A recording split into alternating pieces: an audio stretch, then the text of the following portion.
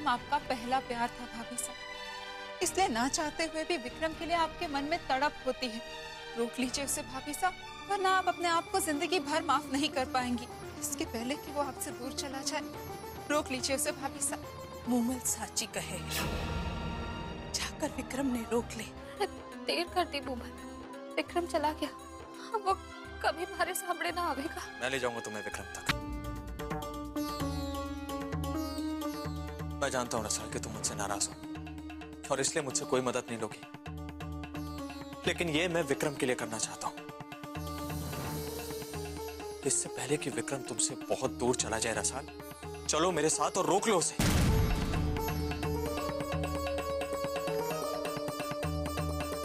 सोचो मत रसाल, तुम्हारे अलावा विक्रम किसी के कहने से नहीं रुकेगा। प्लीज चलो मेरे साथ, चलो रोक लो उसे। ठाकुर साहब को कुछ मालूम था, मैं भी विक्रम को ना रोक सकूं, क्योंकि अब वो हमारे से दूर जा चुका है। रसाल, मासा ने मुझे बताया है कि उसकी 2 बजे की बस है। हम अभी भी बस डिपो जाकर उसे रोक सकते हैं। हाँ भाभी साहब, अगर विक्रम की बस डिपो से छूट भी गई होगी तो वो पहले अपनी भाभी साहब के मायके जाएंगे। रसाल, उसकी बस के पहुंचने से पहले हम विक्रम तक पहुंच सकते हैं। अब और समय बर्बाद मत करो, चलो मेरे साथ। हाँ भाभी साहब, आप जाइए, रोक लीजिए विक्रम को, जाइए भाभी साहब। कम ऑन रसाल।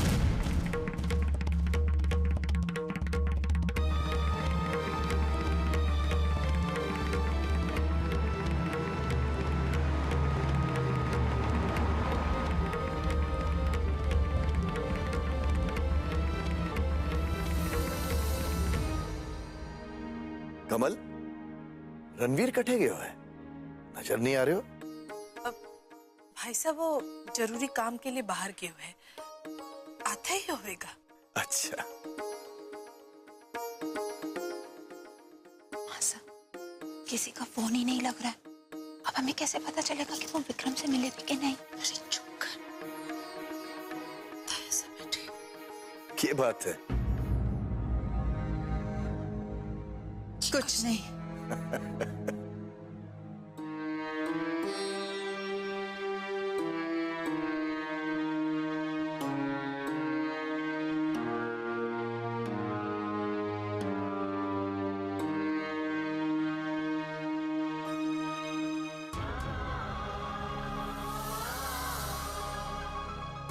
जिस मनोकामना के साथ मैंने ये व्रत रखा है, उसे पूरा करके मैंने आशीर्वाद दो। रसाल और विक्रम को एक कर दो महाराज।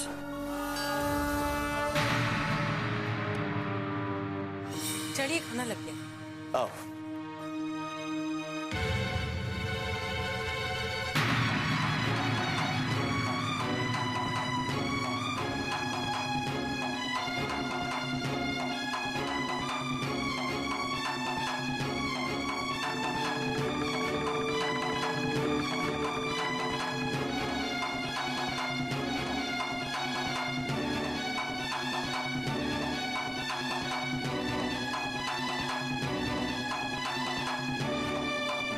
रणवीर, ये विक्रम अठे कैसे आया?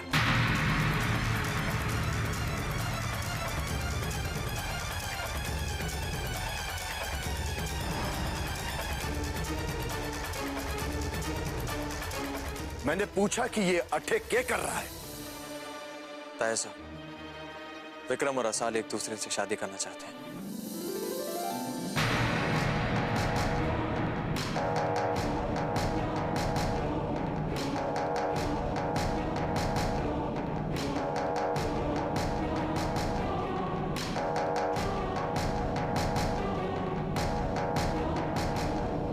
और इस शादी में मेरी रजामंदी भी है। मासा, मोमल, रसाल और उसके माँ बापू, विक्रम, भाभी साहब सभी तैयार हैं।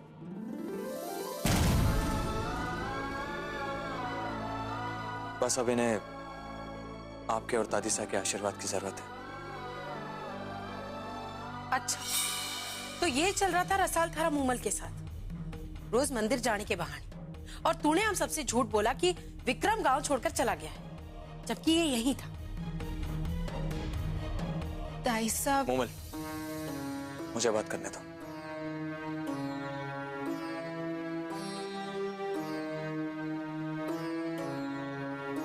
ताया साहब, दादी साहब, मैं आपको एक्सप्लेन करता हूँ।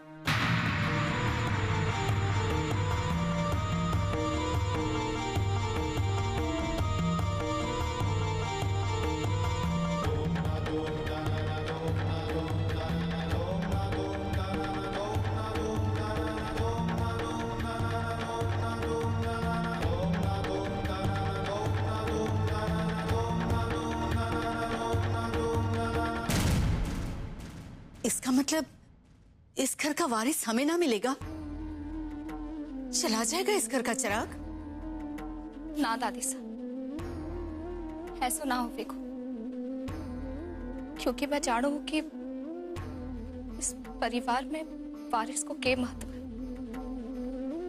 कितनी आस है वारिस की।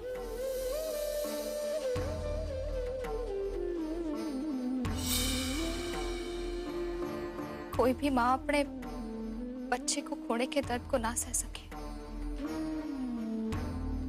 पर मैंने फैसला कर लिया है कि मैं इस हवेली के वारिस को उसके परिवार को सौंप कर जाऊंगी।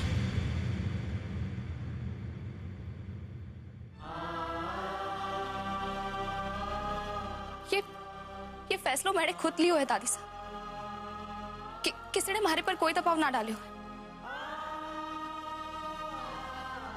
हमारे बच्चे को भी अपने पिता के पास से ज्यादा खुशी मिलेगी। वो अपने परिवार में ही पलकर बड़ा होगा।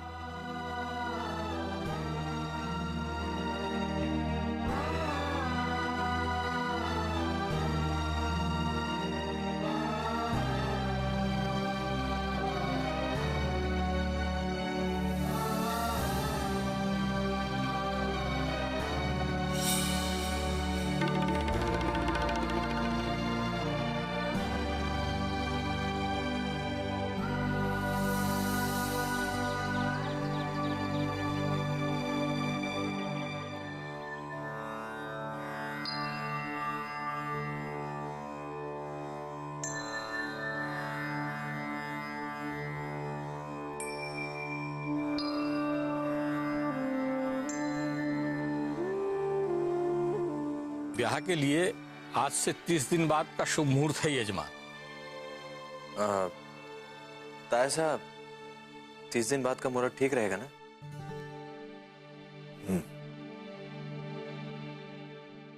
जो पुरोहित जी कहें वो ठीक है।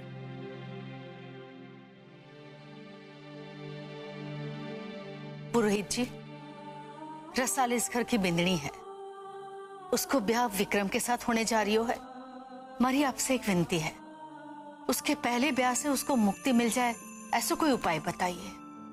माँ जी, हमारे समाज की रीति के अनुसार पति पत्नी का साथ केवल इस जन्म का नहीं बल्कि कई जन्मों का होता है, इसीलिए दूसरी शादी की मनाही है। हाँ, यदि पहली पत्नी का स्वर्गवास हो गया हो या फिर पहली पत्नी अपने परिवार को उनके वंश का उत्तराधिकारी देने में अक्षम हो, तो ऐसी स्थिति में पहली पत्नी की आज्ञा से पति को दूसरी शादी करने का अधिकार है। परंतु फिर भी पहली बींदनी वही कहलाएगी जिससे पति ने पहले ब्याह किया हो। अब आपके परिवार में ठाकुर रणवीर की दूसरी शादी किन परिस्थितियों में हुई है, उसके लिए तो मैं यही कह सकता हूं कि आप सब लोग अपनी भूल स्वीकार करके खुद को शुद्ध करने के लिए हवन करें और दूसरी बींदनी के सुहाग के जोड़े और गहनों को किसी गरीब स्त्री को दान करें और 5 ब्राह्मणों को भोज कराएं और फिर उनको दान दें। भंवर, पंडित जी जैसा कह रहे हैं हमें करना चाहिए। ठीक है मासा, जैसा पुरोहित जी कहेंगे वैसा हम करेंगे। तो ब्याह के 2 दिन पहले यानी आज से 28 दिन बाद आप पहले इस हवन को करें और फिर 2 दिन बाद ये शादी कर सकते हैं। ठीक है पुरोहित जी। अच्छा यजमान, अब मुझे आज्ञा दीजिए। विक्रम, मारी आप दोनों से करे छे। ना दादी साहब, आप बस हुक्म करें। अब जब रसाल इस घर के वारिस को यहाँ सौंप कर जाने के वास्ते राजी हो गई है, तो आप और आपकी भाभी साहब ब्याह के बाद बच्चे के जन्म होने तक यहाँ इस हवेली में ही रहें। वो मासा और घर के सभी लोग यही चाहते हैं कि इस घर का होने वाला चिराग अठे इस हवेली में ही जन्म ले। मैं आप सबकी भावनाओं की कदर करूं। भाभी साहब, आप क्या कहें? हमारे हिसाब से ये फैसला बिल्कुल सही है। घर में ब्याह तय हो चुका है, सबका मुंह मीठा करवाओ, खुशियां मनाओ।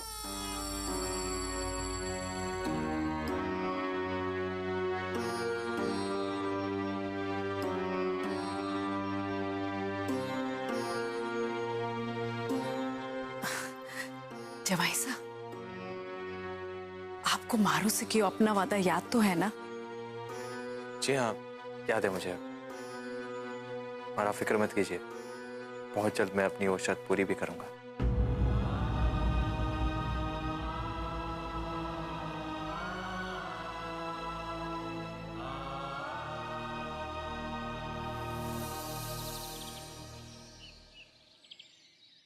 हमारी बहन को हिम्मत देना गाना।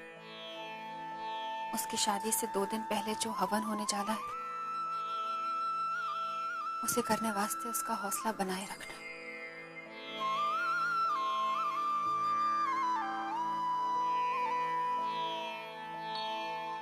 अरे आप क्या मांग रही हो अपने काना से? इन्हें किसी और के लिए भी कुछ सोचने दो। मांग लो, वैसे भी इनके यहाँ तुम्हारी खूब चलती है। अब देखो ना, तुमने वो 7 दिन का व्रत रखा और कान्हा ने तुम्हें उसका फल भी दिया। आज हवन के बाद रसाल इस अनचाहे रिश्ते से मुक्त हो जाएगी और फिर 2 दिन बाद उसकी विक्रम से शादी। सब तुम्हारी तपस्या का फल है।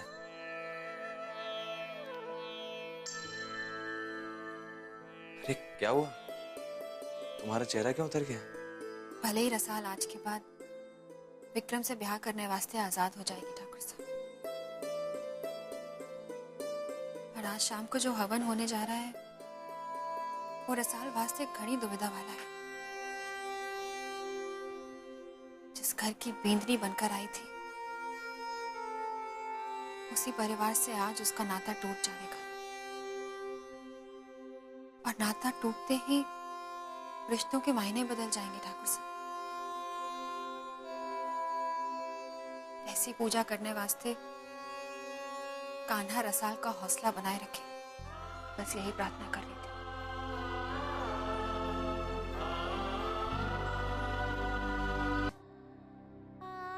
लेकिन इस बात से दुखी भी हूं कि आप हम सबसे दूर चली जाएंगी, हमारे रिश्ते बदल जाएंगे। रिश्ते बदल जाने से कि थारे मन में भी हमारे प्रति बदलाव आ जाएगा? नहीं भाभी साहब, मेरे मन में हमेशा आपके लिए वही इज्जत बनी रहेगी। मैंने तो सोच लिया है, विक्रम साहब की शादी के बाद भी हम दोनों के बीच दोस्ती का रिश्ता हमेशा बरकरार रहेगा, क्योंकि दोस्ती का रिश्ता किसी भी रिश्ते से ज्यादा मजबूत होता है। वो किसी पूजा या हवन से तोड़ा नहीं जा सकता। उसकी कोई जात पात नहीं होती। दोस्ती तो बस दोस्ती होती है। तो आज से हमारी दोस्ती शुरू।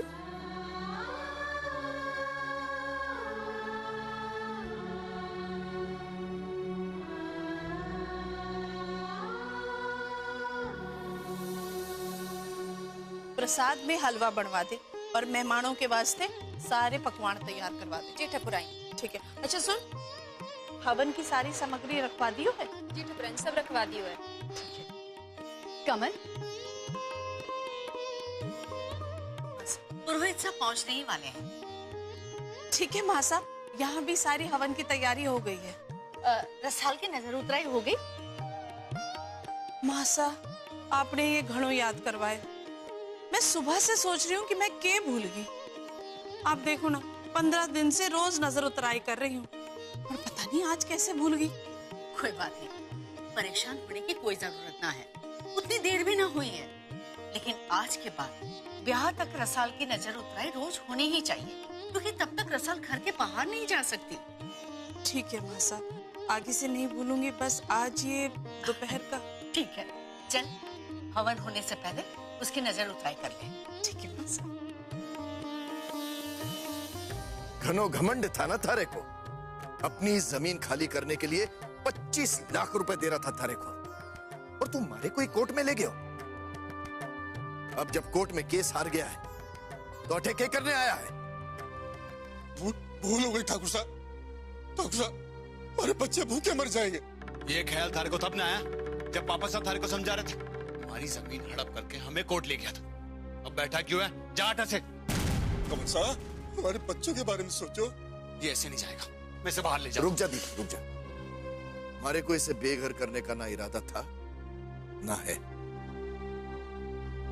मैं तो इसे सबक सिखाना चाहता था। जा, फिर भी मैं थारे को 25 लाख रुपए दे दूंगा। शाम को आके 5 लाख रुपए ले जाना और बाकी के अगले हफ्ते ले लेना। बहुत बहुत धन्यवाद ठाकुर साहब, बहुत बहुत धन्यवाद।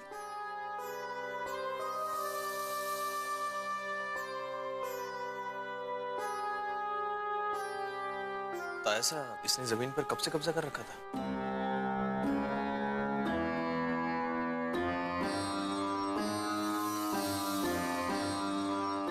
काश उस दिन मैं अपने वकील से लड़ा ना होता तो वो जमीन थारे को कभी ना मिल सकती थी भंवर सिंह। मैं उस अपमान का बदला लेके रहूंगा।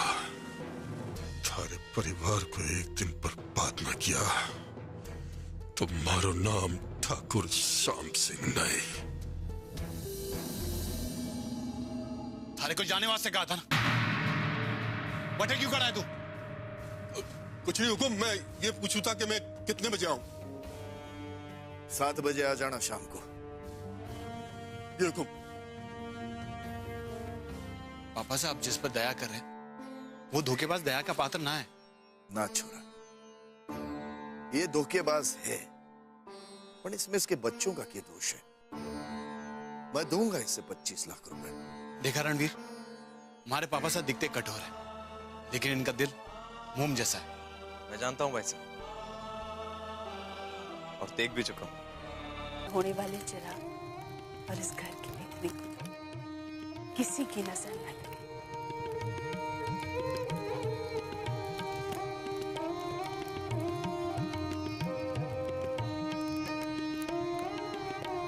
क्या सोच रही है बिंदनी? आज आखिरी बार आपके मुंह से ये शब्द सुन रही हूँ। शाम की पूजा के बाद आप भारी को बेदड़ी कहकर ना बुलावेंगे। हमारो रिश्ते भी बदल जावेगा, है ना? एक नारी के लिए ये बदलते रिश्ते तो विधि का विधान होवे है रसाल। पहले वो छोरी हुए, फिर बहन, ब्याह के बाद बिंदनी, और एक औलाद को जन्म देने के बाद माँ कहलावे। इन बदलते रिश्तों से तो हर नारी को गुजरना पड़े। पराई हो जाना तो नारी का धर्म हो गया। पर तू इस घर के वास्ते कभी पराई नहीं होगी रसा, क्योंकि आज के बाद तू इस हवेली की बिंदनी ना छोरी कहलाएगी। आज के बाद तू और मोम एक समान होवेंगे इस घर वास्ते। सुना भाभी साहब, अब आप मेरी दोस्ती नहीं बल्कि बहन भी बन चुकी हैं।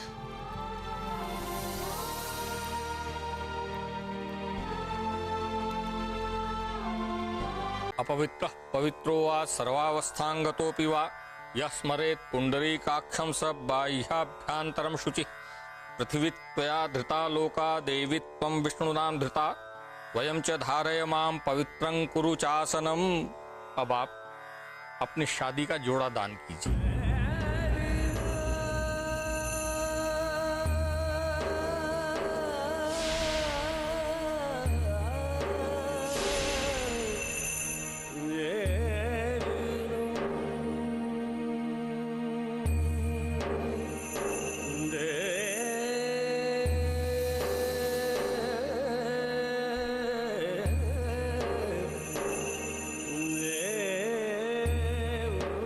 शुक्लांबरम धरम देवम शशिम वर्णम चतुर्भुजम प्रसन्नवदनम ध्यायेत सर्वविघ्नोपशांतये।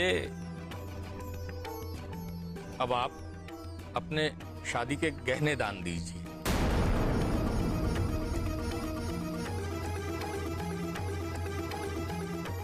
ओम श्रीश्चते लक्ष्मीं पत्न्यां बहोरात्रे पार्श्वे नक्षत्राणि रूपमश्विनौ व्याप्तम् ईशन्निखाणं मुम्मयीखाणं सर्वलोकं मयीखाणम्। अब आप अपना मंगल सूत्र दान कीजिए।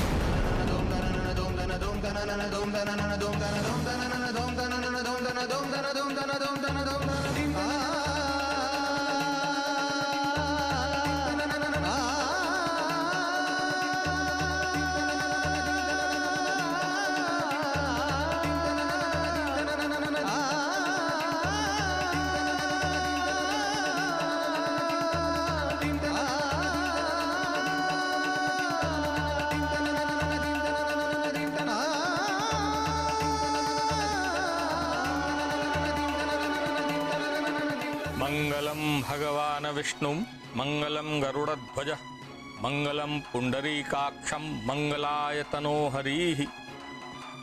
अब आप मेरे कहे मंत्र को दोहराइए और ब्याहता को इस बंधन से मुक्त कीजिए। इस हवन के संपन्न होने के पश्चात आपका इन पर कोई अधिकार नहीं होगा। यानि कानि च पापानि यानि कानि च पापानि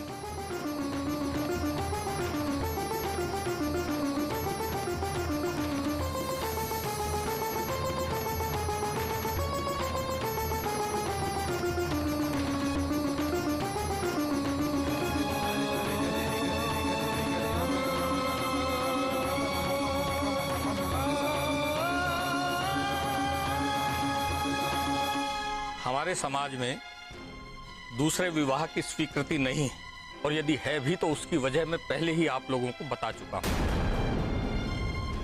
ठाकुर रणवीर सिंह अपनी पहली पत्नी रुक्मी के साथ खुश है और रुक्मी भी अपने पति को संतान का सुख देने में सक्षम है।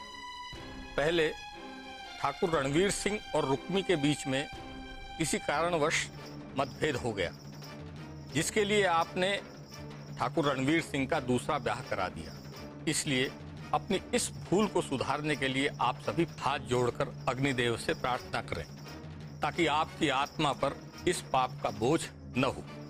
हे अग्निदेव, हे अग्निदेव, हे परमेश्वर, हे परमेश्वर, हमारे परिवार से जाने अनजाने जो भी भूल हुई, जाने अनजाने में जो भी भूल हुई, आप उसे क्षमा करें।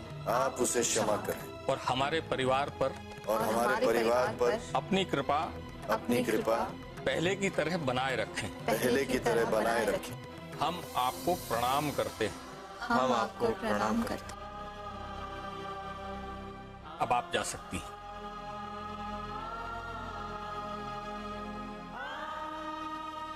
आप सभी अपनी भूल को स्वीकार कर भगवान अग्निदेव से क्षमा मांग चुके हैं। उसी तरह अब रसाल की बारी है। ठाकुर रणवीर के साथ रसाल की शादी चाहे जिस परिस्थिति में हुई हो, पर भूल तो उससे हुई है।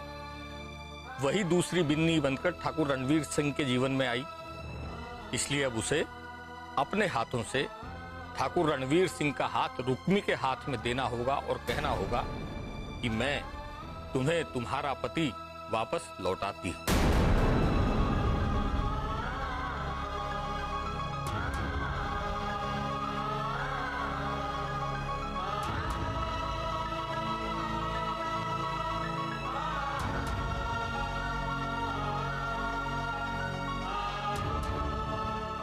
पुरोहित साहब, क्या ये करना जरूरी है? बेटी, वैसे भी रसाल के साथ तुम्हारे पति का ब्याह मान्य नहीं है। जैसे आप सब लोगों ने अपनी भूल स्वीकार की, वैसे ही रसाल को भी अपनी भूल स्वीकार करनी होगी, वरना उसका ब्याह विक्रम के साथ मान्य नहीं होगा।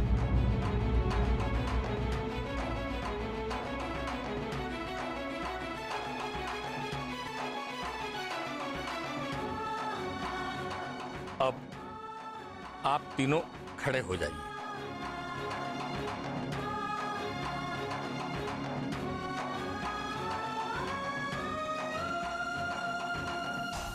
एक मिनट रसाल।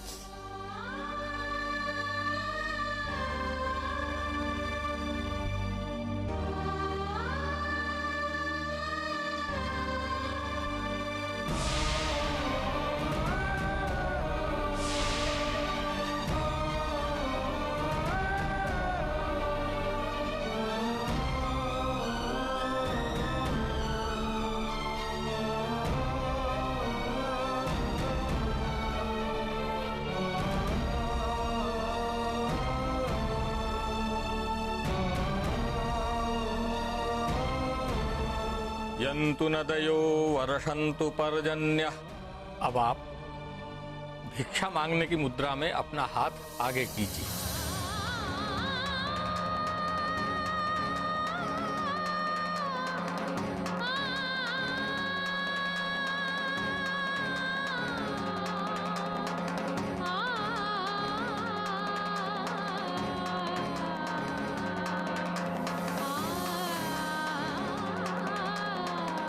मैं इस परिवार को यकीन दिलाने वास्ते ये प्रतिज्ञा कर रही हूँ, मगर मैं आपको कभी माफ ना करूंगी, क्योंकि आज हमारे साथ जो हो रहा है उसकी जिम्मेदार आप हो।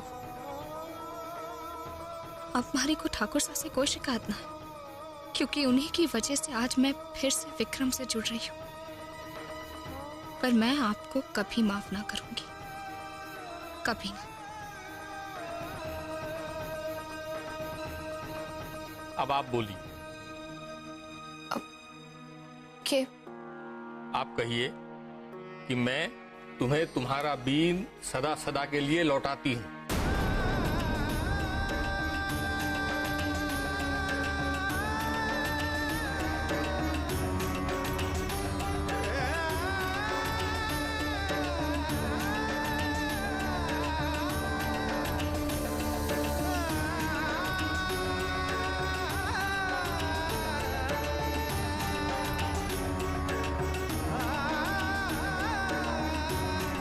मैं आपको आपका बीन सदा वास्ते लौटा रही हूँ।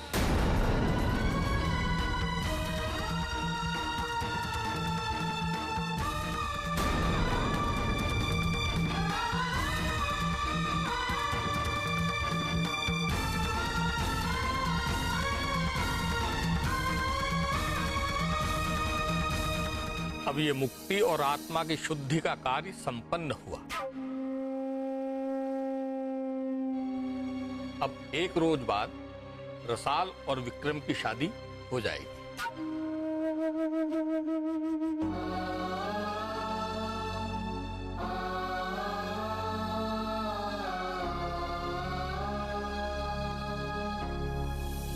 रोहित जी, परसों रसाल और विक्रम का ब्याह आप ही संपन्न करेंगे। और आप तो जाने हो कि इस ब्याह के बारे में हम गांव वालों को नहीं बता सकते। आप निश्चिंत रहें यजमान, विक्रम और रसाल का विवाह मैं ही संपन्न करवाऊंगा।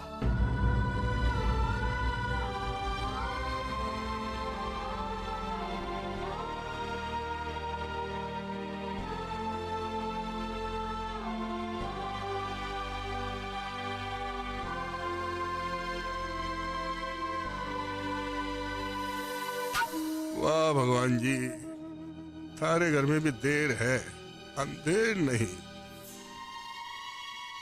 अब मैं ठाकुर पवन सिंह को सबक सिखा के रहूंगा।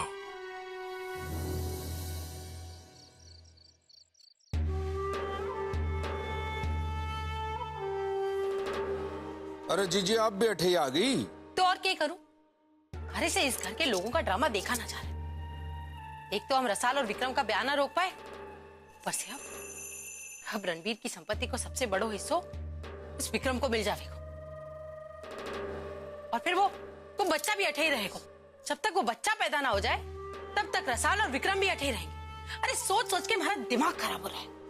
अरे जीजी, मारा और मारे भाणजे का तो दिमाग ही नहीं बचा सोचने के लिए। तो क्या करोगे तुम दोनों? तो यूं ही हाथ पे हाथ धरे बैठे रहोगे तुम दोनों? अरे कट्ठे हाथ पे हाथ धरे बैठे हैं जीजी। मैं तो माथे पे हाथ धर के बैठा हूं और हमारा भाणजा शांत है। क्या बात है भाणजे, ये शांति तूफान के आने के बाद की है या जाने के बाद की है? मामा साहब क्या बोल रहे हो, हमारे समझ में कुछ ना आ रहा है। ये लो, मारे भांजे का दिमाग भी ब्लॉक हो चुका है जीजी। घर के बाकी लोगों के क्या हाल है जीजी? सबने अपनी मनमर्जी की कर ली। अब अपने अपने कमरे में बैठ के शोक मना रहे हैं कि रसाल हमारी बींदनी ना रही, कोई खाने पे भी ना आ रहा है। सबने भूख हड़ताल कर रखी है। लो, यह बात के तो आपने हमारी भूख और बढ़ा दी जीजी। भाड़ में ये सब के सब बोतल खपते शुरू हो जाते हैं। अरे भांजे, उससे पहले कुछ खाना पड़ेगा ना। अरे मासा, हम तीनों का खाना ऊपर ही ले आओ। हाँ जीजी, भांजो बिल्कुल सही कह रहे हो है। अरे दिमाग चलाने के लिए भूखा तो नहीं रहा जा सकता है ना जीजी। दिमाग की गाड़ी चलाने के लिए जीजी पेट में पेट्रोल तो होना चाहिए ना। भूख तो हमारे को भी बहुत लगी है। हम तीनों का खाना ऊपर ही ले आते हैं। ठीक है जीजी। भांजे, उससे पहले थोड़ा थोड़ा एपेटाइजर हो जाए, थोड़ा फिर देख दिमाग चलेगा। ला भांजे ला। ये लो मामा साहब। ये अबे दिमाग चलेगा।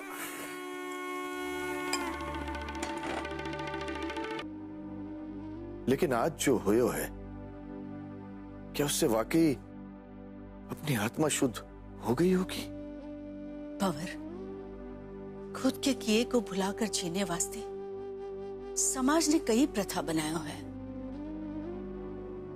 इंसान जब मर जावे तो उसे भुलाकर भी जीनो ही पड़े है। उस हालत में तो मन को संतोष दिलाना पड़े है कि वो इंसान जिससे हमें लगाव था वो ना रहा मासा।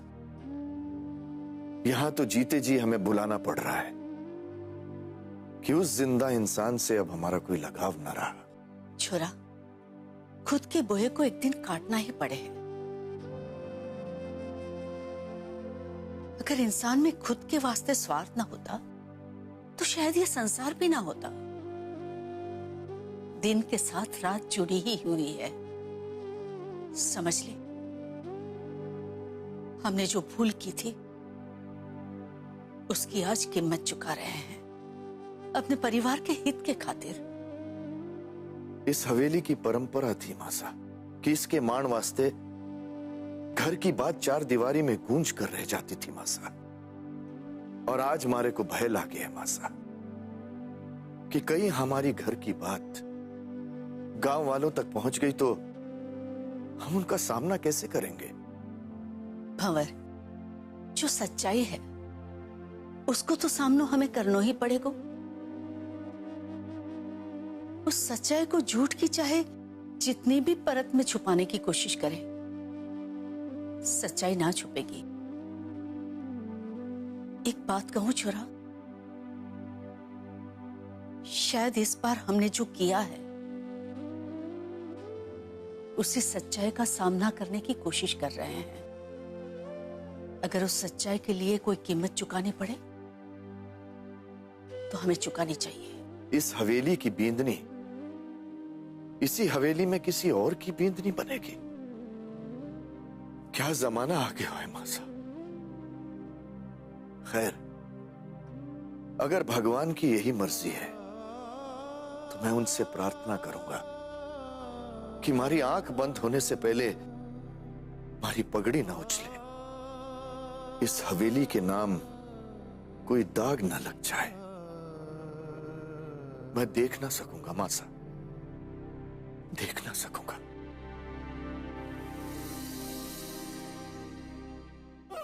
कैसो दिन है आज का।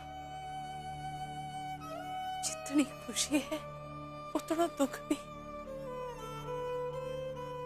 सच कहूं तो मोमल, रसाल को बींदनी के रूप में पाकर मैं घड़ी खुश थी। और जब रणवीर भी उससे प्यार करने लगो ना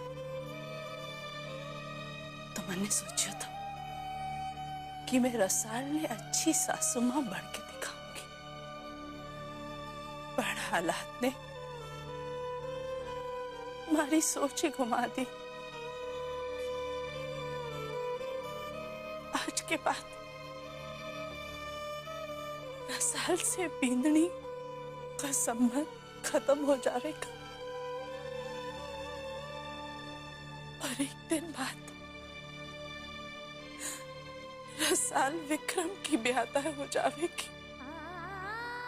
मासा, हम सब भी तो यही चाहते थे ना कि भाईसा की शादी जबरदस्ती रसाल भाभीसा से करवा के हम सब ने जो भूल की थी वो सुधर जाए। रसाल भाभीसा जिनकी शादी तब विक्रम से होने वाली थी वो आज हो रही है। मासा, भाभीसा विक्रम के साथ बहुत खुश रहेंगी और जिसकी वजह से भाभीसा को इन सब हालातों से गुजरना पड़ रहा है वो तो सबसे ज्यादा खुश होगी। हमारे को भी विश्वास है कि हमारे ये जाप करने से रसाल का जीवन भी सुधर जाएगा। कल तक हम सभी घर के लोग ये समझते थे कि तू लाचारी का ढोंग करे है, रसाल की खुशियां तूने छीन ली है। आज मैं थारे को आशीर्वाद देती हूँ कि माताजी महाराज थारी मनोकामना जरूर पूरी करेंगे। मासा, आप कुछ कहना चाहती हैं? आप चुप क्यों हो गई? हाँ, मैं इसलिए चुप हो गई कि घर में थारे को रुक्मी के बारे में कुछ बताऊं तो तू यकीन ना करे।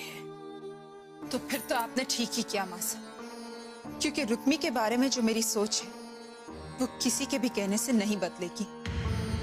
रुक्मी बेटा, बेटा आज मारो मन हल्को हो। अब हमारी दोनों छोरियां खुश रहेंगी अपने अपने प्यार के साथ। अरे मैं तो माता जी महाराज से ही प्रार्थना करूं कि हमारी दोनों छोरियां की खुशियां हमेशा के वास्ते बनाए रखे।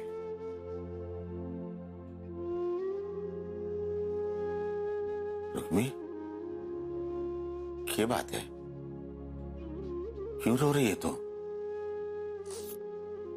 बापू, मैं इस बात से घड़ी खुश हूँ कि हमारी बहन को उसका प्यार मिल गया। दुख इस बात का है कि मैंने अपनी बहन का प्यार हमेशा वास्ते खो दिया।